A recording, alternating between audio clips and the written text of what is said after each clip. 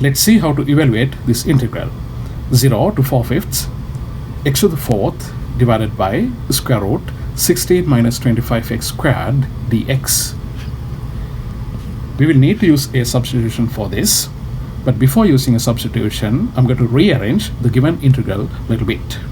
I'm going to factor out 25 from inside the square root from the denominator. It will get out of the square root as a 5, and it's still in the denominator, therefore I will write this as 1/5. 0 to 4/5. In the numerator, I have x to the 4th. In the denominator, 16 doesn't have 25 as a factor, therefore it has to be written as 16 over 25. That minus x squared dx. Of course, 16 over 25 can be seen as 4/5 raised to the second power. Therefore, the substitution is very straightforward. We have to take x equals 4/5 sine theta. When we go for that substitution, we know that dx will be equal to 4/5 cosine theta d theta. Now this integral is a definite integral with limits. Therefore, I also have to change the limits according to the substitution. So we said x equals 4/5 sine theta. Therefore, if your x is equal to 0, we know from this equation that sine theta should also be equal to 0, meaning your theta should be equal to 0. If your x is equal to 4/5, once again, using this original equation right here, we have sine theta is equal to 1, which means theta should be equal to pi over 2 radians, or in other words, 90 degrees. Alright, let's use those substitutions and the new limits. I have 1/5 outside, 0 to 4/5. When x is equal to 0, your theta is also equal to 0. Therefore, there is no change of the lower limit. How about the upper limit? When x is equal to 4/5, your theta is equal to pi over 2. So the upper limit changes to pi over 2. X to the 4th power is your numerator. X is equal to 4/5 sine theta. X to the 4th power should be therefore equal to 4/5 raised to the 4th power sine 4th power theta, all over inside the square root.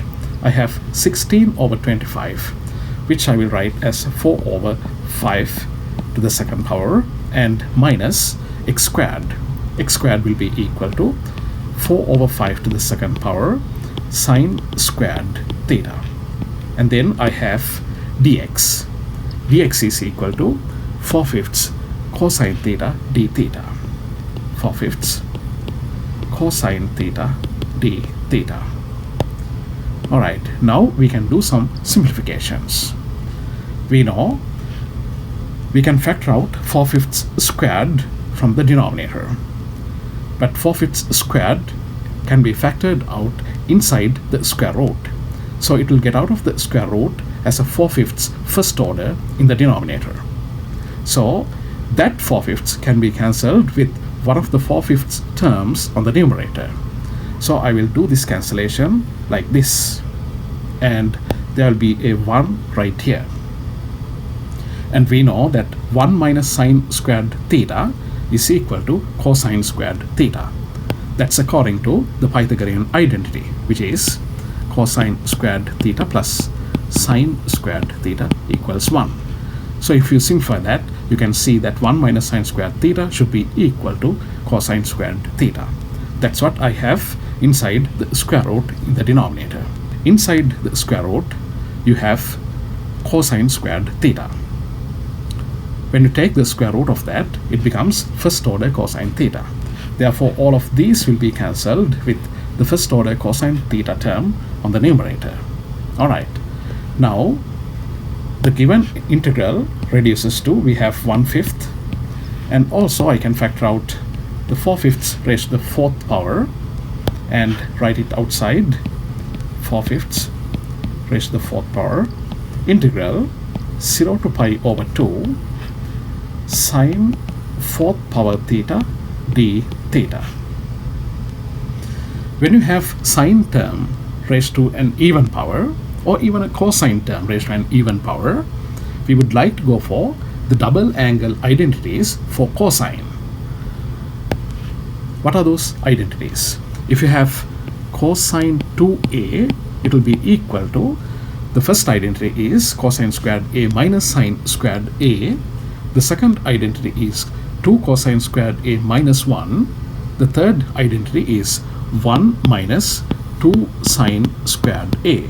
I'm going to use that third identity as 2 sine squared a equals 1 minus cosine 2a to simplify this sine fourth order term, because that sine fourth order term can be written as 1/5, 4/5 to the fourth power, 0 to pi over 2.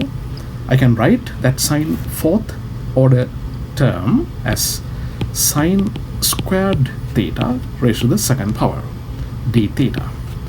But as you can see, I'm going to need a 2 right here to apply this identity.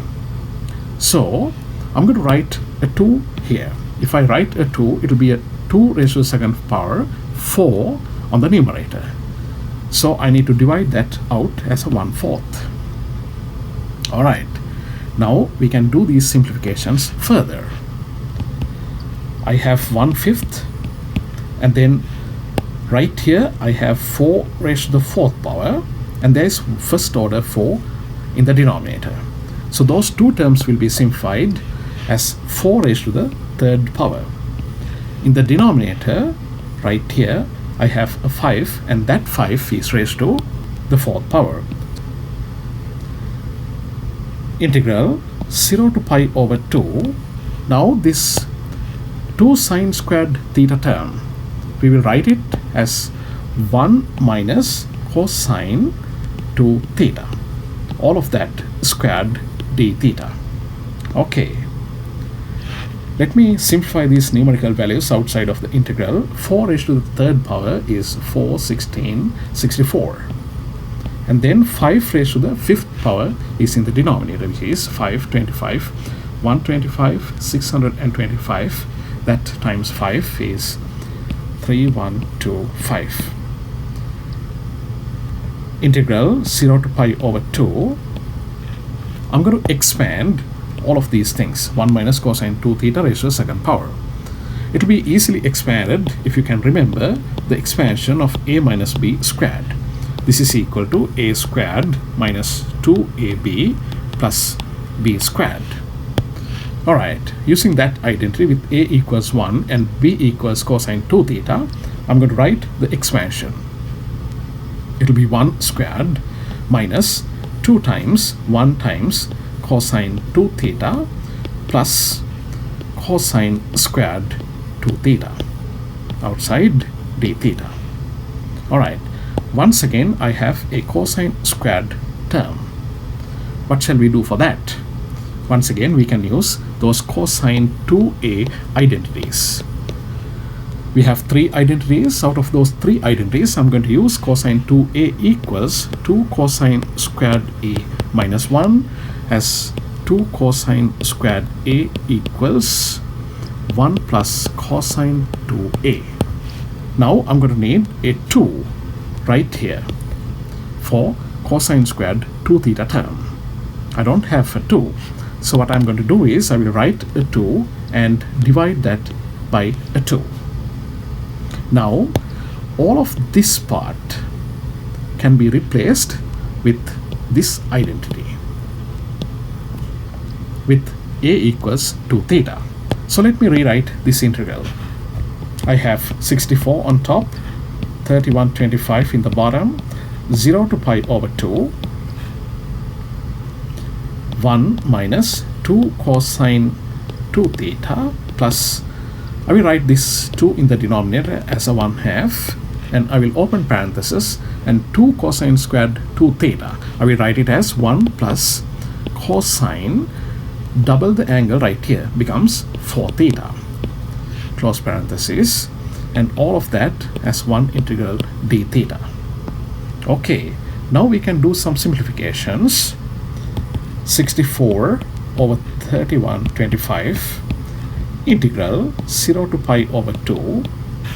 Here I can combine 1 and 1/2 as 3/2 minus I have 2 cosine 2 theta, and then plus I have 1/2 times cosine 4 theta d theta. Alright, now we can easily evaluate this integral.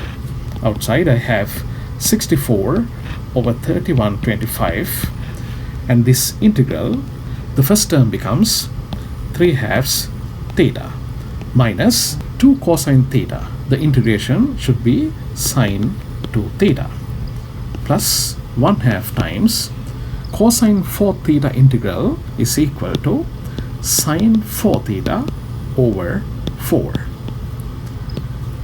It's a definite integral with the limits 0 and pi over 2.